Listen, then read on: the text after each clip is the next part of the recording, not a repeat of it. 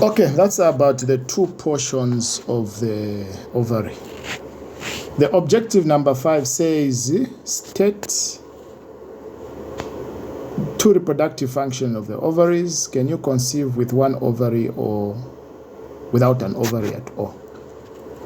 Very important question. Okay, so the reproductive function of the ovaries, there are two processes. There's the oogenesis, which is egg production, and the hormone secretion. So oogenesis, we know it's a development and the release of the oocyte. So the ovaries are able to produce and they're able to mature the oocyte through the process of oogenesis. And then ovulation, where the mature oocyte is released for potential fertilization. Apart from that, the reproductive function of the ovary is hormone secretion. We have hormones such as estrogen. This one, it regulates the female secondary sexual characteristics. Example, breast development, fat distribution, and all those features that makes a female looks what? You can continue. That makes a female looks attractive to a male eyes. Okay, that's the influence of the hormone estrogen. The other hormone is progesterone.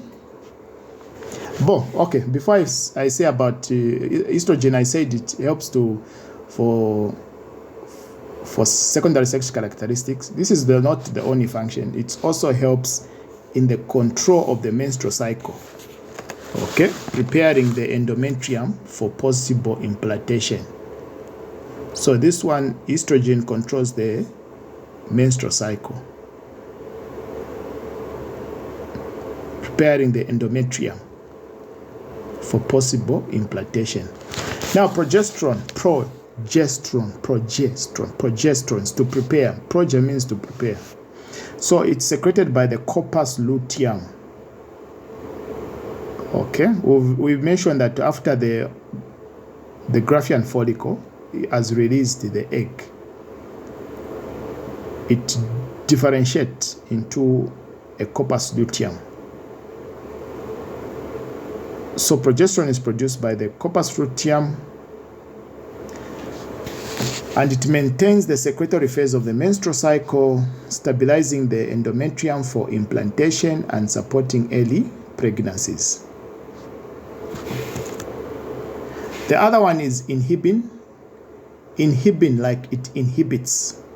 Okay, inhibin regulates the secretion of follicle-stimulating hormone through negative feedback mechanism. I'm going to explain this relationship.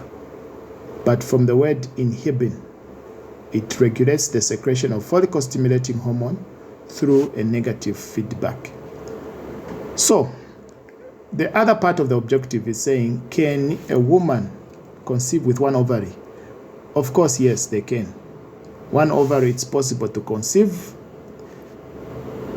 because the remaining ovary will compensate by continuing the regular ovulatory cycles of releasing of the egg for implantation and fertilization. So it's possible. But it's not possible to conceive without an ovary, because there's no egg which is being produced, and there are no hormones which are being secreted. That is the estrogen and the progesterone. Okay, so this one is not possible to conceive. But in such advanced technologies, without an ovary, there's what we call assisted reproductive technologies and hormone replacement therapy. So pregnancy may be possible through methods such as vitro fertilization, using a donor egg, and hormonal support therapies to prepare and maintain the uterine lining for implantation. As long as the uterus is intact, we can use synthetic estrogen and progesterone. Okay. But that's another topic on its own. But naturally, when you have no ovaries, there will be no natural conception, is not possible. The other objective is what is geminoepithelium and what is primordial follicle. What is geminoepithelium and what is primordial follicle? Geminoepithelium. Okay, this one is very interesting. If you have heard of what we call ovarian cancer, the ovarian cancer mainly come from this. This is a site of ovarian cancers. The what we call the ovarian carcinomas. Okay, so what is this geminoepithelium? It is here. So that one is a single layer of the cuboidal epithelial cells covering the outer surface of the ovary. Around the ovary we have a geminoepithelium. So the ovaries are not covered by the mesovarium or the ovarian ligament. The ovaries are covered by the geminoepithelium. Okay, so let me say something about the geminoepithelium. This one,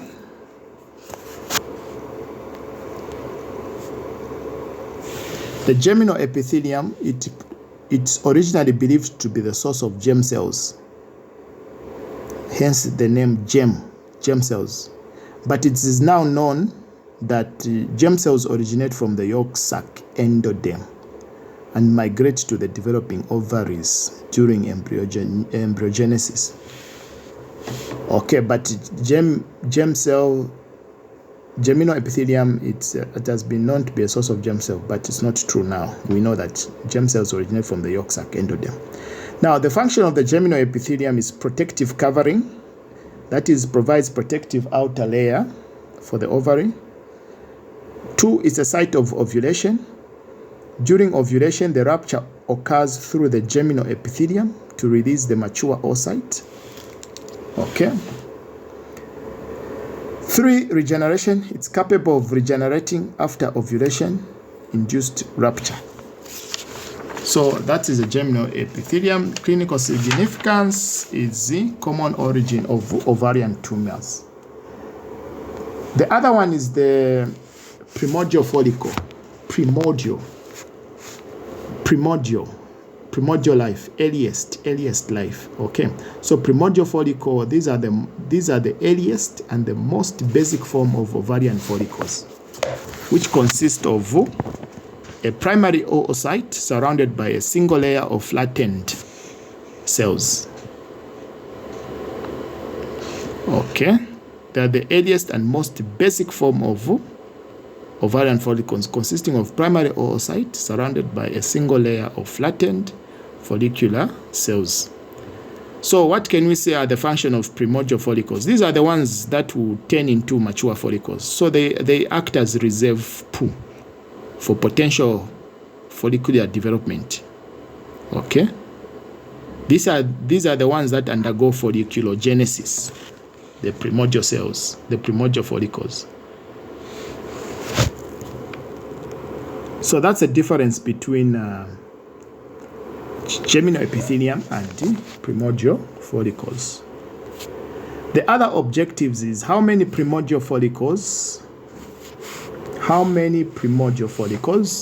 are present at each stage of female development, that is intrauterine life, at birth, and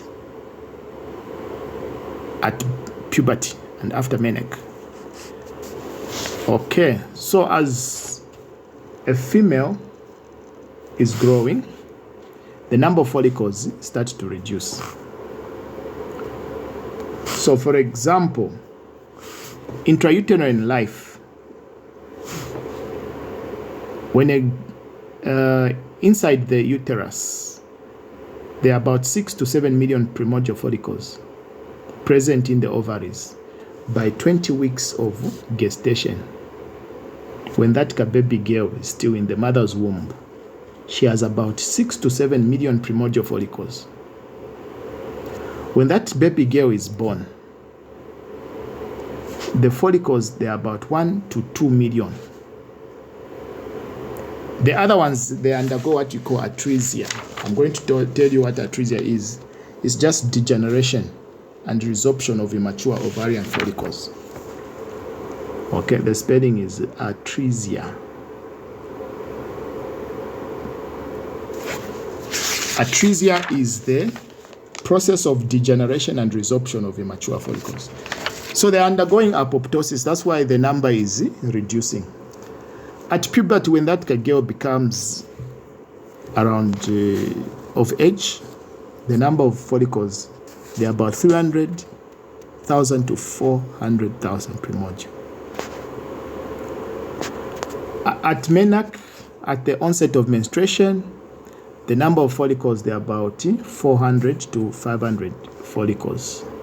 Now, there's a last statement here, which says the number of follicles continues to decrease with each menstrual cycle, as only about 400 to 500 follicles will mature and be ovulated over a woman's reproductive lifespan. The rest will undergo a process called atresia, which is degeneration. Okay, so the number of follicles as they will reduce. Okay, so the other part which I want to talk about is part B, which is, these are some of the objectives which we need to talk about. What is a mature follicle? What are the functions of thicker granulosa cells and cumulus ovarus?